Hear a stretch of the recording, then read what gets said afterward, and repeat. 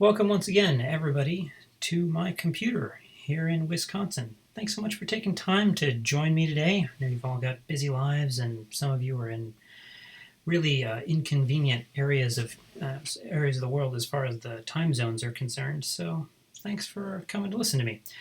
My name is Daniel Huffman, and I live in Madison, Wisconsin. And this is my second live stream. My first one went pretty well. So I decided, why not keep this going for at least a little while? So my plan is to start doing these, at least for the next while, the first Wednesday of every month, and just take some time to share some cartographic knowledge and chat with all of you.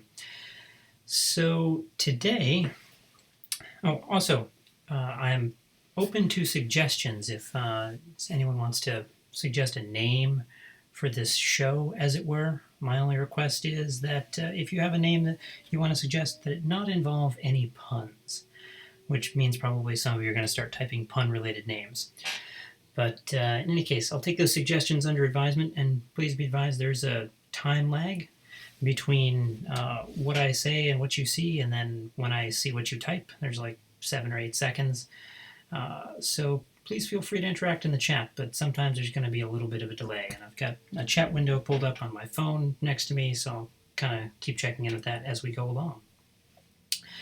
So today, I want to do something fairly similar to what I did last time, which is to take a little bit of time to break down something that's in my portfolio. So if you want to visit my portfolio sometime, you can go to somethingaboutmaps.com, and there's a little portfolio link over here. And what I want to talk about today is a huge project I worked on over about a year and a half, I want to say, in 2016 and 2017, called the Ecological Atlas of the Bering, Chukchi, and Beaufort Seas, which are the sort of these three seas here surrounding Alaska. And this is a project I worked with the folks at Audubon, Alaska on, and I made about 130 maps on this project. It was huge. It was really fun to work on, to sort of really bite into a whole atlas. I'd never done anything quite like that before. Kind of see a few of the spreads here from the book. And it was a really great project. And if you notice as I scroll through most of these, a lot of them use the same base map, right? They all cover the same area. So if I scroll back up, see this one's the same area, and so is this one. There are a few exceptions. If I come down to this one here of various polar bear populations, I think this is, some of them were more one-offs, but a lot of them use this same base. And so that's what I want to talk about, sort of where did this base map come from and how did I put it together? And what's kind of interesting coincidence is just a few days ago, my colleague Evan Applegate emailed me showing off that he'd been working on doing some animations and making some videos. And just as a coincidence, he happened to put together an animation of several spreads from this atlas. So I just want to play through his little video here for you. You can see just a few of the thematic spreads from the atlas all laid on top of the same base map. So that's kind of cool. So it's short. We'll play it again.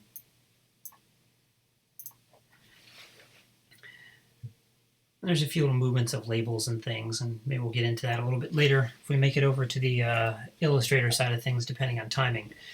But the raster side of things, the terrain, the bathymetry, the rivers and such, they all kind of stay in the same place. And that's our base map that I'm just constantly dropping different thematic data on top of for birds and mammals and all kinds of different this was a huge project, kind of collecting all of the ecological data that could be found for this area and putting it all into one volume for the first time.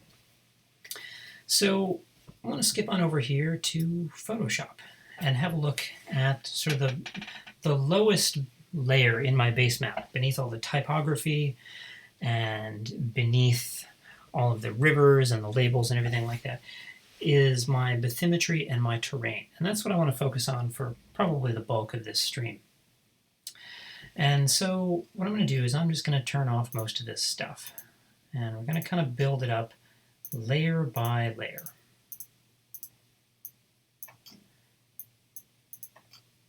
And so what we start with down here is some bathymetry data. So this is just measurements of the depths of the seafloor. And I believe I got these data from ARDEM, ARDEM, which I think stands for like the Alaska Regional DEM, I think.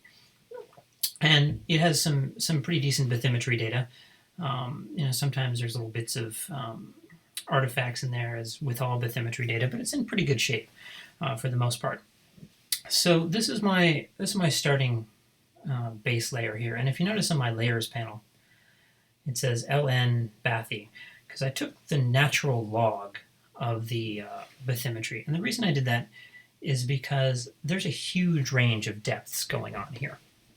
From the Aleutian Trench, which is somewhere in the range of, 8,000, 9,000 meters deep, up to the continental shelf, where it can sometimes be just a few meters deep. And if we do just a linear representation of that, we start to get a dominance of the Aleutian Trench because it's so much deeper than everything else, and we lose a lot of nuance up here in the middle. So to give you an example of that, I happened to tweet about this a couple of years ago. I was doing a Twitter series that I call Practicarto, and that's a hashtag that's still in use today, so it's worth checking out. There's a lot of people putting out practical cartographic tips with that hashtag on Twitter if you're on there. And one of the things that I talked about there was that I really like sometimes doing these non-linear representations of data. And I used the Aleutian Trench as an example. So up in the top right here, the Aleutian Trench dominates everything, and we don't get a lot of nuance in the continental shelf.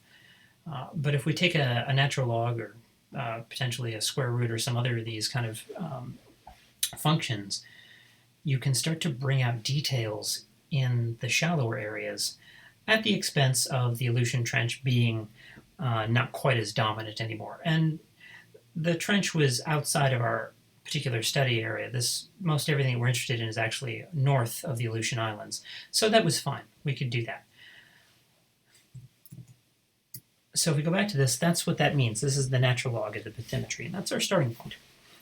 And I've got it all in grayscale here because I like to work with my rasters in grayscale in Photoshop rather than giving them a color scheme in GIS, in like an ArcMap or in QGIS or something like that, and having to always go back to GIS when I want to change the colors. If I instead kick it out in monochrome, in Photoshop, one of the things I can do is I can apply tints to any sort of grayscale ramp that I have. So this is called a gradient map. And if I just double click on this, what it's doing is it's simply remapping the black to white ramp to a new color ramp. So it's basically saying anything that was black will turn to this darker blue. Anything that was white will turn to this lighter blue. And any time I can change this. I can say, here's a hypsometric tint, which I've saved and apparently called mediocre hypsometric tint at some point in the past. At any time I want, I can change what this ramp is going to look like. So I could have a really awesome rainbow there. We'll skip past that one.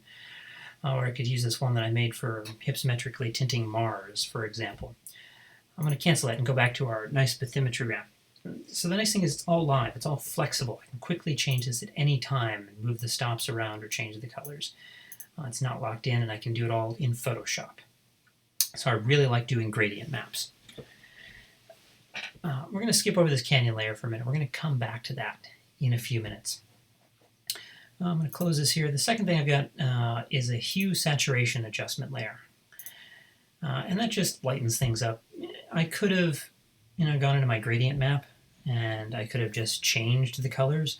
But this was probably one of those things where it was a really quick solution to say, when somebody comes to me, the client comes to me and says, we want this to be lighter or we want this to be more saturated, I can just quickly throw a hue saturation layer on top of it. It says, take everything beneath this, make it a little more saturated, and it's live, so I can even keep dragging it and changing it, and make it a little lighter as well.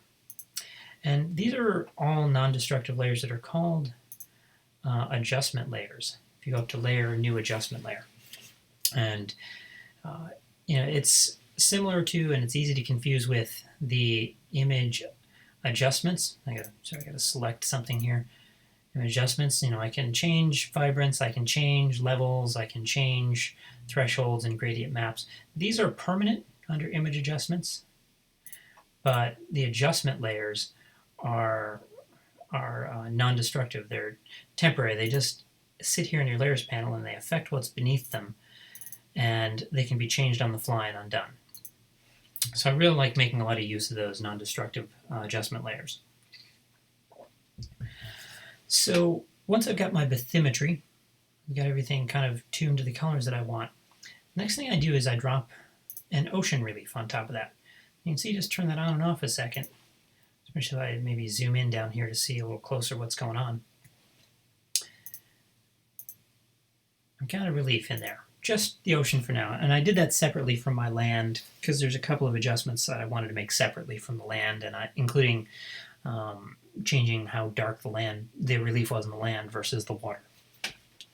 This ocean relief is built of a whole bunch of different pieces, but the general principle here is that it follows a technique that I've got a tutorial on, if you're ever curious about, on my blog, about how to blend relief with some sort of underlying color layer, like this bathymetry, without messing up the colors. And I'll go over it quickly here, but let me just point you in the direction of where that tutorial is. If you go to my website, you hit up the tutorials, and there's this adding shaded relief in Photoshop.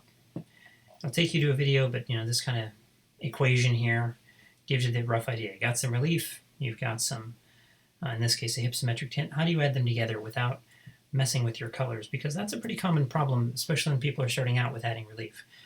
I'm just going to turn on this relief copy I've got sitting on top, and you might say, well, I can mix it like 50-50 by making it partly transparent. That kind of works, but notice how the colors got pretty gray. Or I can turn this on. Some people use the multiply blending mode. I used to use that. Now everything got pretty dark. So how do I mix these things together without messing with my colors? The basic idea, let me turn this back to normal here, is that we need to realize that all this stuff in the middle here, all this flat area, this medium gray, is uninteresting. It's not relief, it's flat. What gives our relief some value and what makes it work in the eyes of the viewer is this sort of dark and light areas that are lighter or darker than medium gray. So we need to get rid of the middle tones. And what I do in order to do that is I make some adjustments. And I'm just going to do this by going to Image, Adjust Levels. Or I could do it through a non-destructive layer, but this is just a little quick demo here. And I'm going to change the levels of this relief so that only the shadows survive. By just dragging that over. And turn on and off the preview, see the difference there. And when the shadows survive, now everything else is white. So I'm left with just the cool shadow information. And when I turn that blending mode, I can turn it to multiply now. And I get a little bit better of an effect. And you can see just the shadows coming in without most of the rest of the colors being affected, because when you set white to multiply, it has no effect on everything below.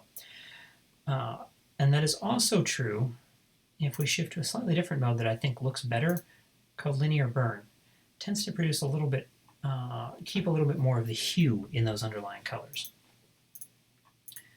So what I'm doing basically is I'm taking my relief, getting rid of everything but the shadows, and doing a linear burn.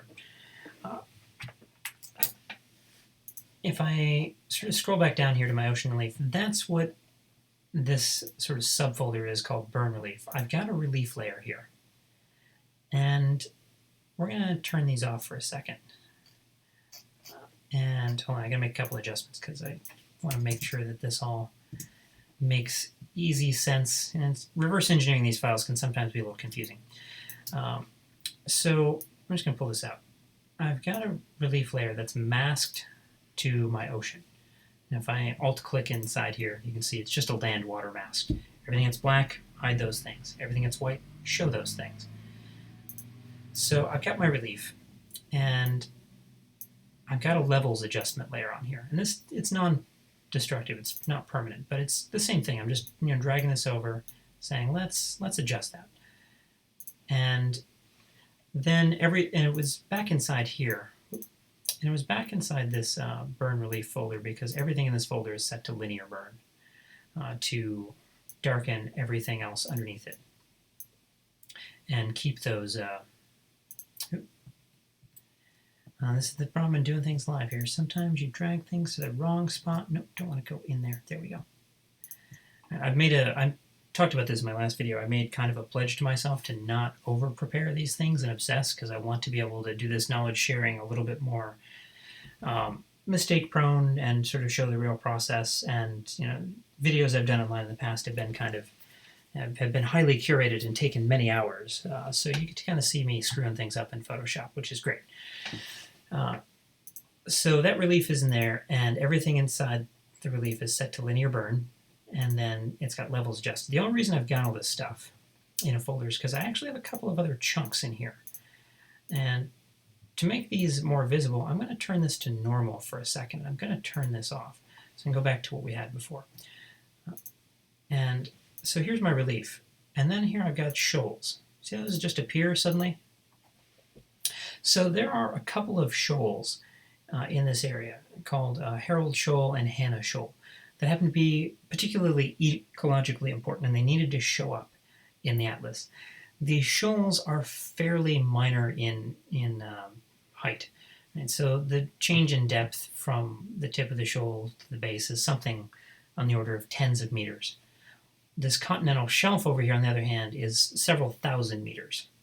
So what I did was I simply made a new copy of the relief at a very high vertical exaggeration, and then just said, let's just take the shoals from that high exaggeration vertical relief and just drop them on top. And this is there's just a little mask here saying, you know, fade in along these two areas, so they kind of gradually fade in. They're not hard edged. So if I disable my layer mask, you can see this is the high exaggeration relief going on here. And it's a bit much, and I just need these kind of two chunks. So I dropped those in. The other thing that we needed to change about the base map is this thing right here. This is Barrow Canyon. Also very ecologically important, something that needed to show up on a lot of the maps and draw some attention. And right now it's kind of minor. It's, you know, true to scale vertically with pretty much everything else except for the shoals, but it needed to be more. So I painted a bigger canyon in. And this is pretty much just me airbrushing things. I'm not super great at doing manual shaded relief. It's something I've only messed around with a few times. But something like this was fairly simple. Just create a long linear feature. And just to give you an example of that, of how that can work, you know, if I just go to my brush tool, for example, I'm just going to keep hitting these bracket keys to make that larger. Also on the bottom left here, I forgot to mention, I'm trying out a little keycaster thing here so you can see better what I'm clicking. That was a suggestion that came to me from one of the viewers, so thank you for that. Probably still keep talking about the keys that I'm hitting, but at least it's recorded in case you miss it or I forget to say something like that. So I'm going to adjust this brush here. Let's see what I'm painting with. And I'm just going to make this a real low opacity, a little smaller here. And just brush a few strokes there. And then I'm going to go over to white. And you can kind of see a little bit of 3D-ness starting to come in. It's not great, and you know, I'd have to take a while to really mess around and figure out how I did this before. But you know, especially if you zoom out just a little there, it starts to look like a depression there in the landscape. So you know, this is little things like this are within my capabilities. I'm not at full strength here with doing stuff like this. I'm not like people like Sarah Bell, who've done some nice work with demonstrating how to do manual relief, but yeah, I'm getting there, and it was fun to do, to sort of gouge this canyon directly into the sea floor where we needed it to happen. So these are just additions to the relief on top of it, and then everything has its levels adjusted and then gets turned to linear burn. So that's just why there's a little bit of a complex stack here. It's just those two things. On top of this, I add the highlights, and this process is pretty much like doing the shadows. In this case, I am taking my relief and I am just turning it into, where did that go? There we go. Let me turn off this for a second here and you can see turning all those layers, and instead I'm using levels to darken them. It's when you use, we need to keep the highlights here.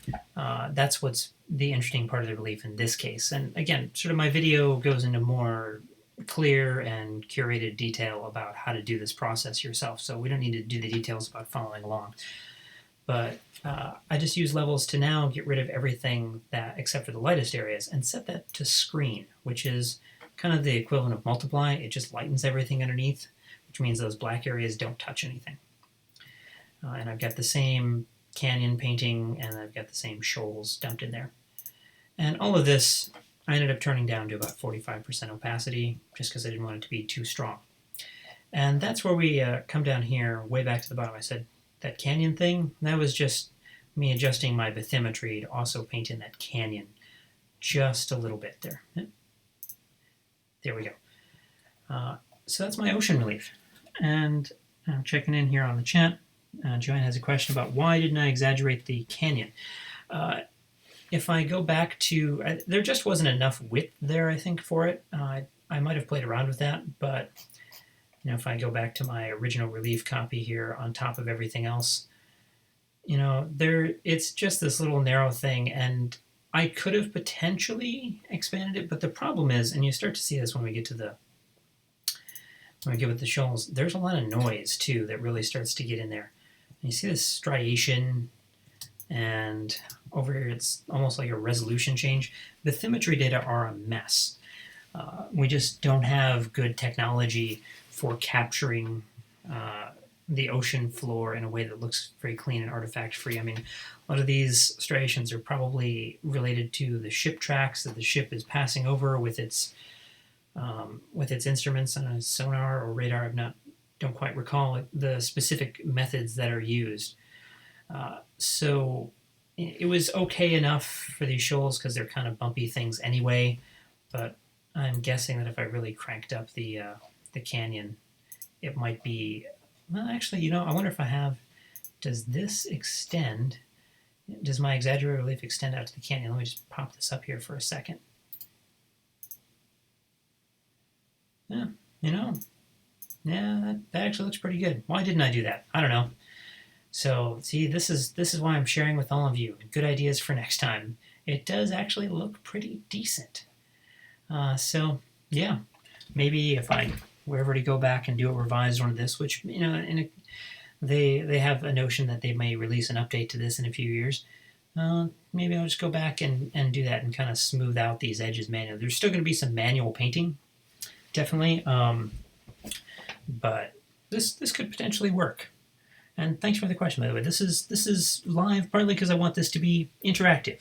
So please share your thoughts or banter with each other or share your ideas. So can I chat a little bit about the best way I've found to get this type of data from ARC to Photoshop and then back into Illustrator? Yes, we're gonna get to that, Ali. It's gonna, so, well, for ARC and back to, well, the Illustrator to Photoshop we'll talk about. So ARC to Photoshop, the challenge is really, or for QGIS to Photoshop, the challenge is really having a lot of control over your window, knowing the exact extent that you want for everything. So I've got this sort of clearly defined shape of, this is the extent of my map, this is the projection. And, you know, you can set things up in, you know, your print composer in Q or in ArcMap in your MXD with your bookmarks, so that everything, when you export vectors, for example, they have the same window as any rasters you export. When I'm making relief, though, I like to do it in Blender, and that requires a 16-bit output. And you know, if you're just exporting an image in your print composer or in your MXD in ArcMap, it's going to output just a DEM that's an 8-bit. So actually, I have to go through some more steps. I have to actually take my DEM, and then I have to actually clip it specifically to the area that I want to print, and then actually save the DEM as a 16-bit TIFF, and then open it in Blender. It's kind of a whole complicated process. But the real crux comes down to how do we always make sure that when we go to these non-spatial programs, Photoshop and Illustrator, that everything is in the same projection and everything has the same extent. Then we know it's always going to line up with each other. And sometimes I've messed that up a little bit, and there's a little kind of manual alignment where I say, well, my relief looks a little off, so I need to, nudge it around and say, well, based on my bathymetry, I see that it's darker in certain areas and lighter in other areas, so I'm nudging my relief just to make sure it lines up, piece by piece, and saying, well, it's going to do, that kind of thing. But usually I don't have to get to that point if I'm always got everything clipped to the same extent. But it is a hassle, definitely. So yeah, thanks for that question, because it's a big one. So we got our ocean relief in place. Next up is the land. Just dropping some white land on top of all this as a base for everything. I wanted light colors. This is a base map. I'm going to drop a lot of thematic data on top of this thing. So it's, I need to be able to make sure that my base map doesn't distract too much from everything else. The blue itself is already, that's our most saturated color in here. I don't want to add like a green here that uses up more of my potential palette. The blue is already cutting me off from potential thematic colors I can use a lot of the time. And there was a lot of back and forth between my contact at Audubon, Alaska, Max, and he and I were going back and forth on, he really wanted sort of the deep bathymetry colors. And we kind of came to this compromise. I wanted to use like an even more constrained gradient, but we kind of settled on this, and I think it works pretty well. So the land's going to be white, and this is just a fill layer. Just a simple solid color. You can go a solid color fill layer, you can create that easily, and pick whatever color you want. And change it on the fly. I can double click this one and say, let's make that gray or black or blue or whatever. And here it's masked again to just the same land and water mask that I had before. And it looks like, I noticed in this file, checked over this just a little bit earlier, if I zoom way in, I have an unused, it's turned off right now, there's no eyeball next to it, bevel effect here on the land. It's a subtle addition. It just kind of pops the land up out. And I often do that on these kind of things. In this case, I left it turned off. And that's because, jump over quick to Illustrator, you'll see eventually I decided to just put a coastline stroke around everything. So it wasn't necessary. That's probably why I dropped it. But if I weren't going to do that, just a little, pop that land up just a little bit. It's a good idea. It's very subtle. You can barely see it probably, but that's kind of where you want to be on these things. You don't want to really be in your face about having done these Photoshop effects. It's especially when you're new to them. You're like, I figured this cool thing out. I want to show everyone that I did this thing, but these work better if people don't know that they're there, in my opinion. We'll leave it on for now. I mean, it doesn't matter when we get over to Illustrator. It's going to be hidden anyway. Next up is the land relief. And I've turned off the individual items in here, but let's start with the land relief and adjust its levels just like before. And everything, and then set that to, it doesn't actually, in this case, doesn't need to be a linear burn. That's why I didn't do it. It doesn't need to be a linear burn in this case because it doesn't matter. There's white underneath, so if you set it to normal or for linear burn, nothing happens. It's all the same. Linear burn is really for modulating colors underneath, and white, it gets modulated, like, if you put gray on top of it, it doesn't matter. There's no hue to preserve. So this part is pretty straightforward. And it looks like I've got a 40% opacity. I just decided to turn that down a little bit. Probably be too distracting if I had it at 100. That's way too much, especially when I want to put labels and rivers on top. So we keep that down at 40.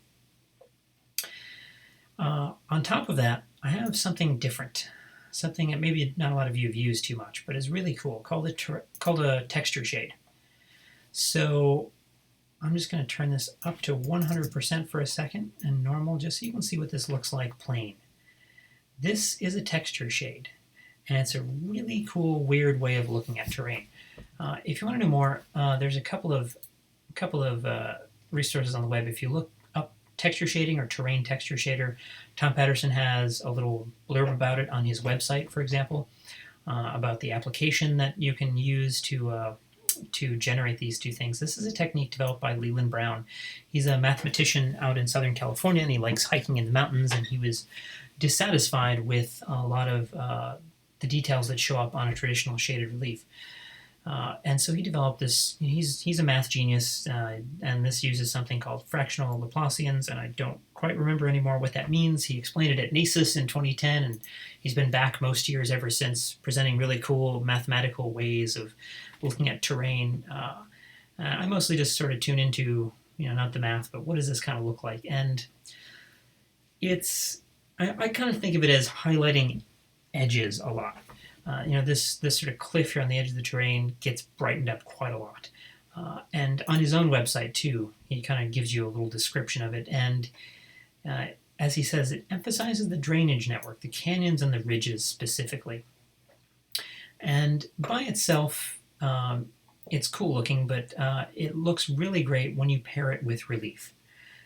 So that's what I've done here, and that's what I like to do in sort of my if I've got some time to really work on a terrain-based map, I want to make something really cool and interesting looking, this is the sort of the next step that I take things beyond a shaded relief. So I'm just going to blend this thing in, and the same way that I would do with a shaded relief. I need to get rid of the middle grays, and I'm just left with the darker areas, the canyons in this case, and the sort of the river valleys. And if I just turn that to, in this case, linear burn to blend with what's underneath, because now there is stuff underneath, there's the land, it just adds right to the relief.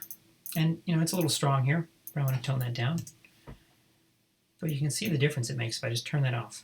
Relief, texture shade, just to emphasize those drainage networks a little bit more. It's really cool, and I highly recommend grabbing that and playing around with it. There's an application you can buy from Natural Graphics, but he's also got a free command line application that I haven't messed around with specifically how that works, but other people use it, and I think it's you get to the same technique as you get with the paid application. So give it a try if you want to mess around. It's pretty cool. So with that, I've got my land relief, and again, this is just masked so that it doesn't show up. I can disable that and it starts to mess with the ocean as well, and you can kind of see the holes in the bathymetry get emphasized by the texture shade. So that's one reason why I want to keep this thing confined, and so I can just tune the land and the water separately. Julie is asking if I use Geographic Imager with Photoshop.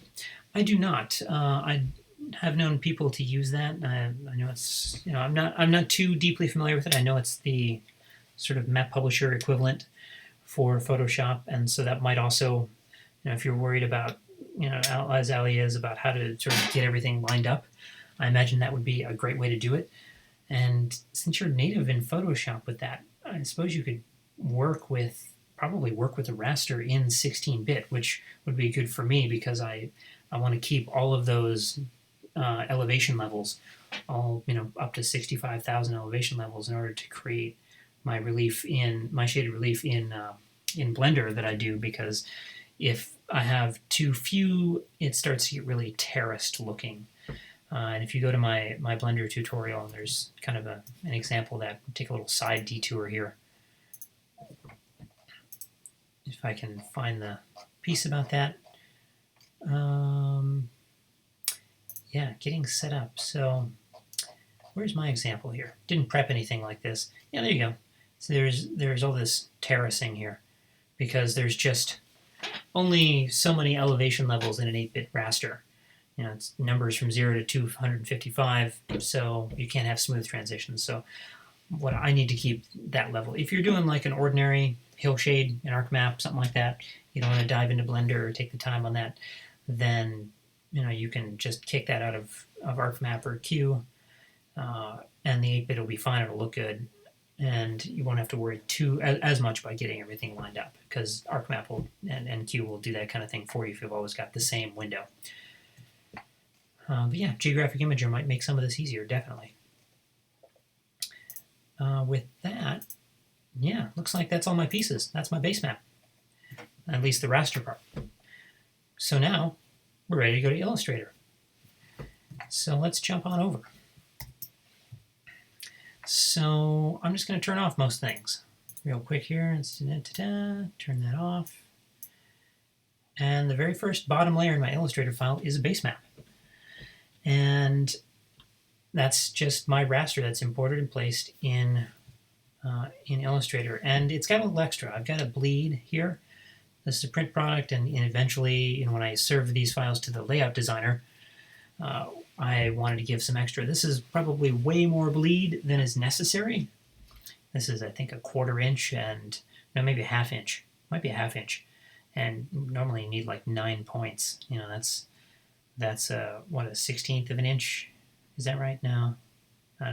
There's 72 points in an inch, and 9 points. So yeah. So well, 9 divided by 72. Do that math. So this is extra partly also, though, because I wanted to set this up so I had some flexibility for the future. What if we change our minds later on and say, we really need to zoom out just a hair to capture some important polygon that drifts just beyond our edge. And in doing so, I've got the extra raster to spare. This is a big thing for me. If you're going to make rasters, make extra. The same thing with vectors, too. I mean, I've got, if I look here, I've got all of this extra river network that goes beyond my map. Always kick out some extra just so you make sure that you've got some flexibility. The other flexibility I build into my rasters that you don't have to worry about with vectors is resolution. If I go back to this thing, this thing's set up at 400 dpi. That's probably more than I need for most print circumstances. The rule of thumb is 300. It's pretty good. And you can generally get away with less than 300 if you really need to in a pinch. And it's not going to look too bad probably if you go down to 250 or maybe even 200, depending on what it is. Especially for kind of just a soft base map like this, where it's not really, there's not a lot of sharp edges that we need to worry about. Having this a little higher than the 300 I need gives me some flexibility too to print this at larger than intended size. So if they come to me later and say, this is a map that's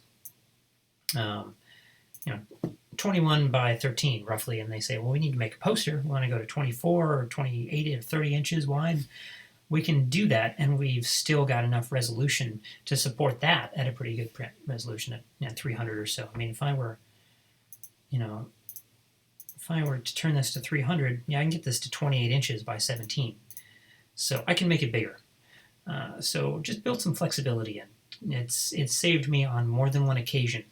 And I don't always do it, and it's come back to bite me sometimes when I don't always have extra resolution to play with. So that's my big piece of advice.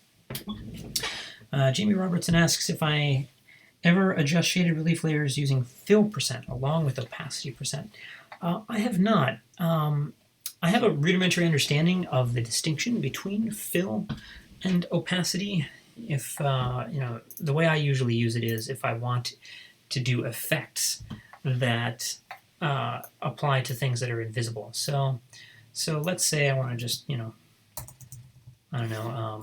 fill this thing here, and I can change its opacity. I can crank that down some.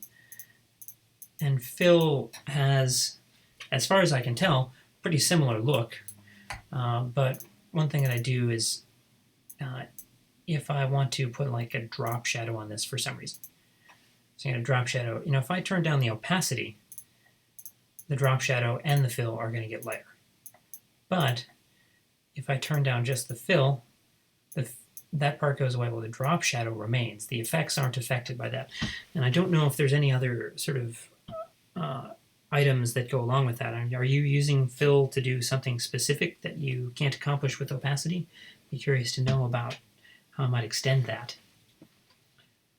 And now here's the quiet part, because there's a time lag while I ask a question. This is like when I And I teach from time to time. I'm used to these quiet periods because I'll ask my class, do you have any questions about this material? And then there's like, 15, 20 seconds of silence. But if you wait long enough, eventually someone will get uncomfortable and say something.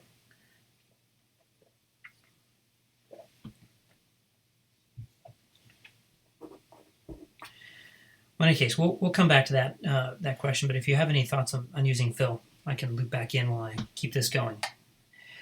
I'll keep an eye on the chat window. So that's what I use it for, at least. So if we duck back over quick to Photoshop, to Illustrator here, I've got my base map in here. Oh, so yeah, don't really understand the difference between them. So I don't. Yeah, that's the trick that I know for fills and opacity, and that's where I know it to be useful. I think if you're not doing effects, as far as I can tell, they're the same. But maybe somebody in the chat or somebody watching this video sometime later, if you know a good use for fills besides affecting appearances and effects like that, do pipe up and let us know. It'd be good to know. So I got my extra here, which is great. It gives me some flexibility. On top of that, I've got some ice. Most of the maps we wanted to have as a base feature showing some of the ice extents. And I'm just going to turn on the label real quick for that so you can see this is just March, May, June, July. So we can kind of see, these are often snapshots of a species that we're going to do a thematic map of, and we're going to show a whole year. So we need to kind of understand, well, the species, if it relates to this bird or this mammal, if it has a relationship with where the extent of ice is, well, it's going to be in certain areas at different times. So this is sort of the ice retreat through the summer, and we had some real smooth lines in GIS they had put together just based on some average ice extents from various data sources. And we talked about just giving these things just kind of a rough edge, just to give an idea, like it's not always this way, and ice certainly doesn't have a nice smooth surface out on the ocean. And I put that together just using the roughen tool, which I think I might have showed before. If I've got just a simple straight line, now I've got it selected here, and I can do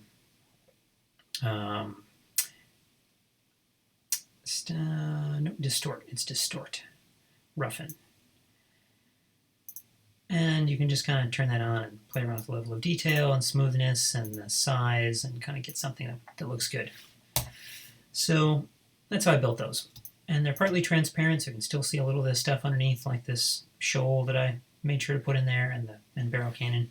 And sometimes we don't have data, and so I just kind of feathered that out just by going into the ice edge here, and I go to the transparency panel, and I go in and I made a mask here. You just see just a black box with a little feather on it, so things fade out. On top of that, I've got my hydroline layer, my streams, as well as my coastline. So my streams, they come from natural earth. This is at a scale where I could make a lot of use of natural earth data, which is great. If you don't know natural earth, which it's gotten pretty popular, so most of you probably do natural earth data. All your cartographic problems are solved from a scale of 10 million to 110 million. Use that stuff. Free, great data sets. I'll leave it at that. So I've tapered my streams here, just changing in width as we go along. You see some broken stuff here. That's because these are masked out for the type later on. So we'll get to that. We've got some knockouts just to make sure that the type looks good going over the water. And then I've got my coastline on here too. And I just did that by, here's my coastline. It's actually a clipping mask on top of all my rivers. And the reason I did a clipping mask on my rivers, you'd think, well, why do I need to clip them to the land? Aren't they going to be on land all the time anyway? And the reason is over here, situations like this. I've got a mask and I've got a river here. And just to make sure that, sometimes these things stop just a little bit short. I just cut off a little bit of that so you can see an example here. Sometimes they stop just a little bit short, and missing a piece there. There we go. Or they just connect like this, but there's still a little bump there just based on the end caps, even though this is these 2 points are exactly the same.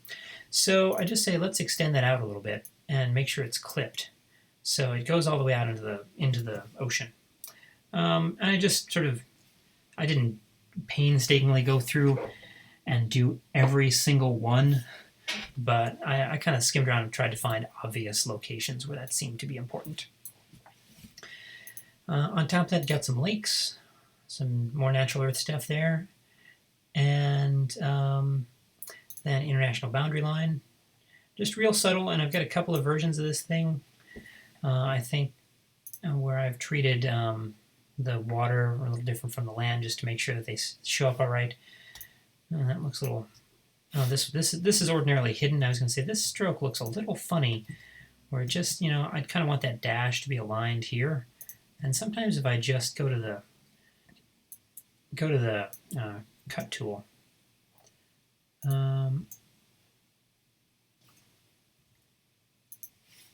Yeah, there we go. If I just cut that into 2 lines, it makes sure the dash is at each end of the line, and so they kind of join up better there. I had to do that a few times to break these lines, just to make sure that we're looking good.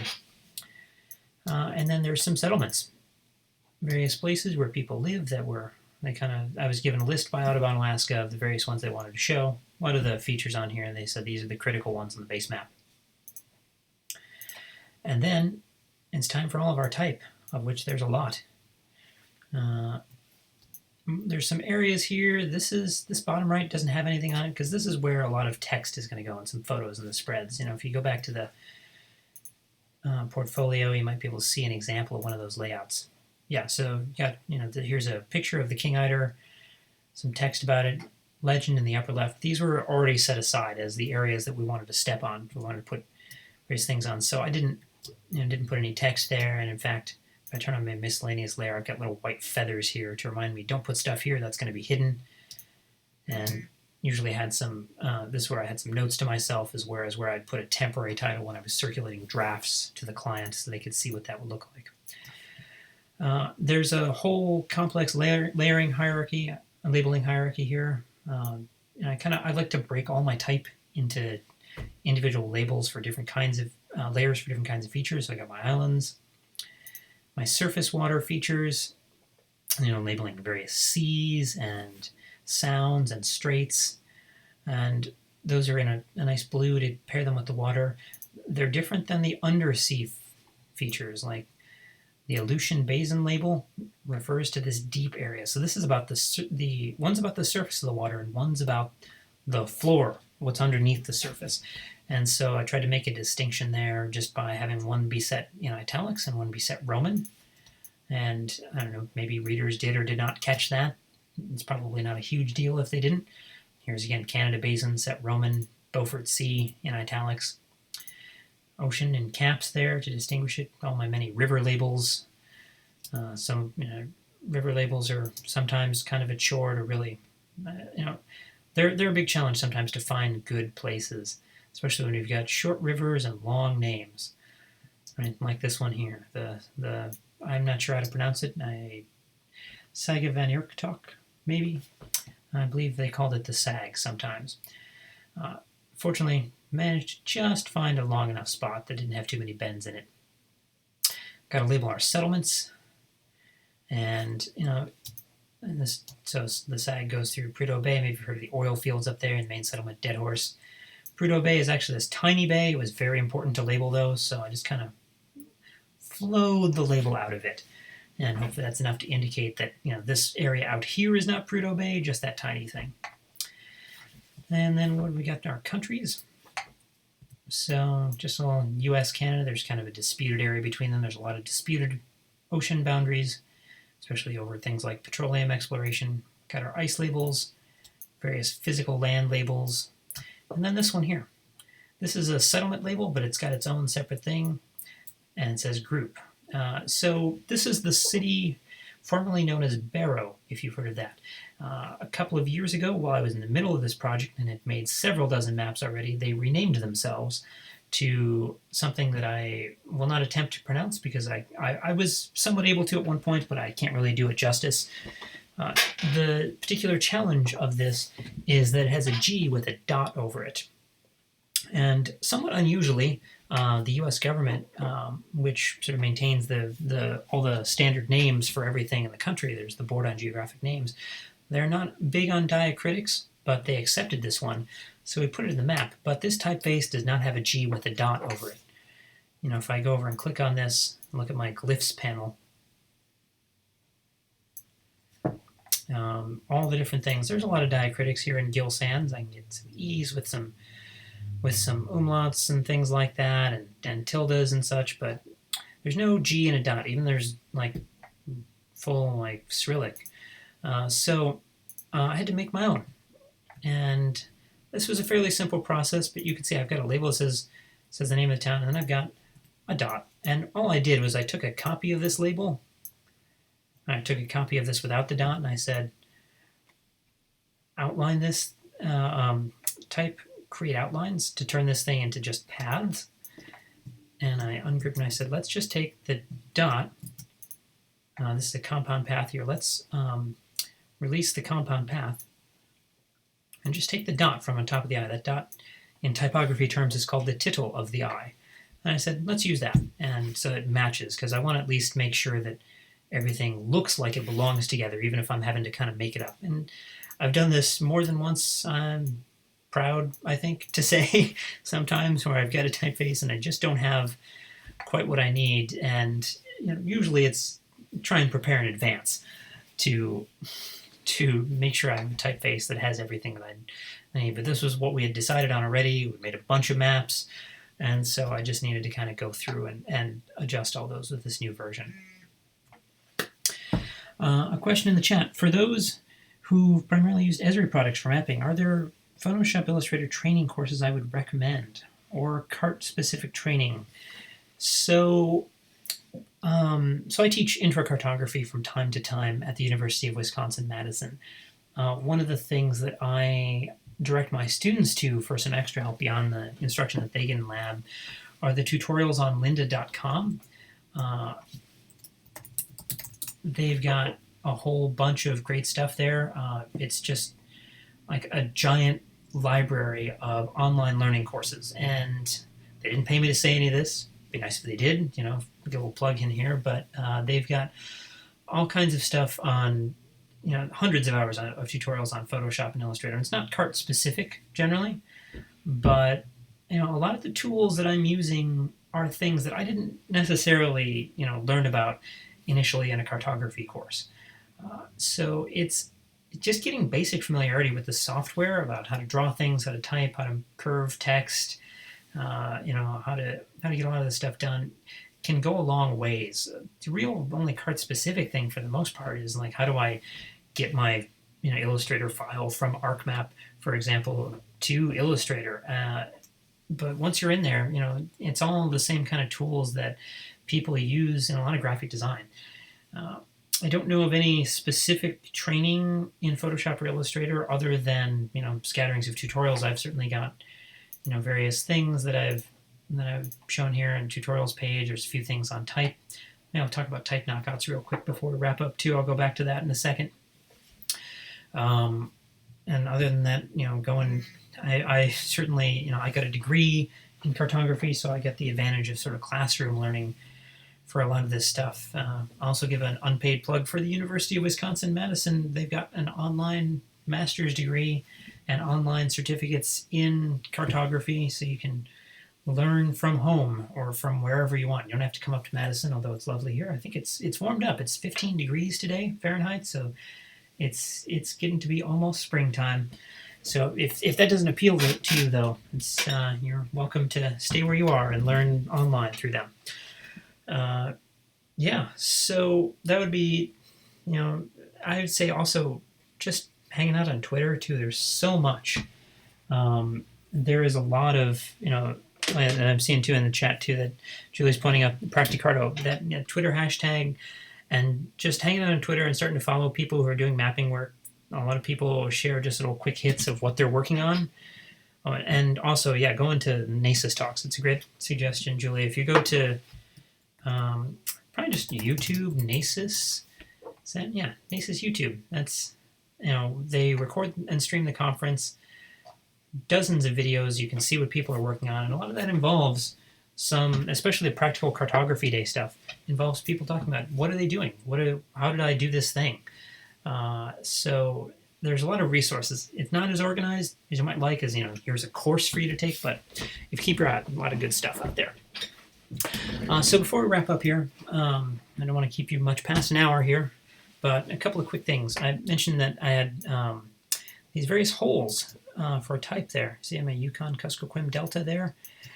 Just knocks right out through the river, and I just do that through type knockouts. So if I go back to my hydroline layer where the rivers are, and I'm just going to alt-click to go into my mask here, and you can see I just have a copy of my type with a thick stroke around it. And in my mask, black means hide things, white means show things. So it's telling specifically this layer, hide the area around the type, just to make sure, because if I didn't, if I get rid of this mask here and delete it, it just doesn't, it's probably fine, but it's not quite to the level of legibility that I would prefer, especially on the coastlines here. You can see like Lorino, it just gets a little bit better. I undo these steps here if I just knock that out. And again, I've got a tutorial on that, so if you want to kind of look at type knockouts and even fancier type knockouts, you can kind of go into the details of how that process goes. That's what I like to do, though. It's a little bit of pain, though, because I do, I move a label, and then I got to change the type knockout, and that's why I even got a note to myself, miscellaneous layer, like here's my base map knockouts. So if I change any of these labels, and I do that in the various thematic spreads, I've got to keep an eye on these kind of things. If we go back to Evan's video for a second, where did I put that? Yep. If I go back to his video for a second, you can look at the label for the Chuck GC, for example, that keeps moving around just based on, getting out of the way of the thematic data. So a lot of these things, a lot of these labels are moving around all the time. St. Matthew is bouncing back and forth based on what I need to show. So yeah, there's a lot of kind of individual curation of each one, but the base map's a good starting point. And didn't even get into I've got all these swatches preloaded for things that I want to use based on my spec sheet and type styles, but it's still it's maybe material for another time. So yeah, let's move to our wrap up stage. So first off, thank you to all of you again for joining me. Appreciate you taking your time out to tune in and see how this is going. I hope it's of value to you. I'd also like to take a moment to give a hearty and significant thanks to everyone who has been my patron, as it were, through Patreon and through PayPal. And the little question mark is I'm supposed to have a little bit of there's a little screen supposed to come up there. So let me just tweak that for a second here, because I look on my version of the stream and it is not coming up here.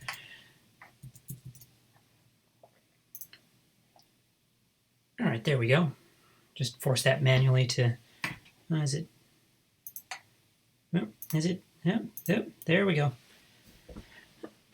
Sorry, learning this whole streaming software thing, it's kind of complicated and tricky. So, awesome. So yeah, thanks to everybody who's lent me their support. I really appreciate it. It's encouraging to see, and it's also really helps enable me to take the time from what I'm normally working on to kind of share this stuff with you, not only live streaming various other activities and the tutorials that I'm pointing to and things like that. So I really appreciate that. And if you're interested in learning more, you can head over onto my website, and there's just a little link there to Patreon. You can find out more what that's all about and how that works. But no pressure on that kind of thing. But speaking of things that your support does help enable and encourage me to do, that is more live streaming. So I do have a plan here, and my hope is to keep doing more of these things. And again, I have a little hotkey for this, trying to be a cool, smooth streamer that has these things switch over, but just do that manually. So I've got a couple more of these things upcoming. First Wednesday of the month in April, we're going to try something a little different. This was a breakdown live stream again, just like the first one I did last month, kind of going through an existing project. Next month, I'm going to make something from scratch. We're going to talk about one of my favorite projections, the orthographic. It's this sort of globe-looking thing, right? It's that Earth from space kind of view, and we're just going to talk a little bit about making a map in one of those from scratch. So I think it'll be kind of fun to work through the process. People have asked me before about showing a live walkthrough, making a map from start to finish. And with a lot of my day-to-day work, it's kind of tough because there's so much sometimes just waiting for something to process or to happen, or back and forth and messing around with ideas that it's not always a clear, easy, high amount of education per minute kind of time. So biting off a small project like this, I think, will be a better use of a creation stream. And then in May, 1st of May, I'm going to talk about labeling and typography. And this isn't going to be quite a breakdown or quite a bit of creation. It's going to be just thoughts about labeling, which is one of my favorite things to do in maps. If I could just, if there was a job to just be a map labeler, I might be interested in that kind of job because I really like, carefully placed typography. And, I started to get into a little bit on this stream, but I really want to dive into some of my thoughts and also have some interactions with all of you talking about your ideas on typography, favorite typefaces you have, and pet peeves and such. So I also hope you'll join me then and make sure you chime in with some comments when that time comes. With that, I think that's pretty much what we've got. And so it's 1 o'clock here Central Time, so I've held you for an hour. Really appreciate you taking time out of your day. So yeah, thanks for joining me, and I hope I'll see you again next time. Thanks for joining.